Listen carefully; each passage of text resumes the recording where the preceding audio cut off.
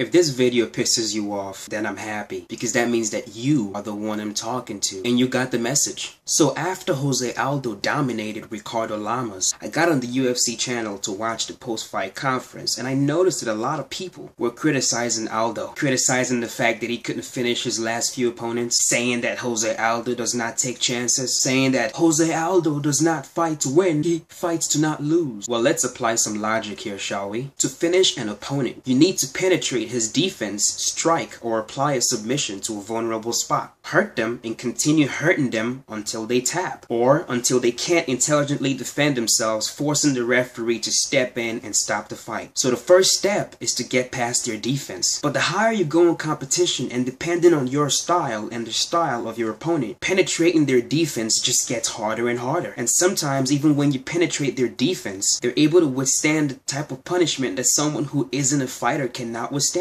So finishing a fighter is not a decision you make. It's simply something that happens or it doesn't, as demonstrated by John Jones when he knocked out some dude in training with a jab. Now, how many fighters has John Jones knocked out in the octagon with a jab? 0. Why? The competition is higher, their defense is better, and they're much tougher. You can't just step in there and finish these fighters. You see those leg kicks that Ricardo Lamas endured? Most of us won't be able to take 3 of them before we drop down in pain. But how many leg kicks did Ricardo endure and keep going? A lot. In other words, these guys don't finish every single fight because the fighters they're fighting are not easy to finish like you and I. And then you got people saying, well, Aldo doesn't fight to win, he fights to not lose. That makes absolutely no sense whatsoever. You're fighting to not lose, and that means you're not fighting to win?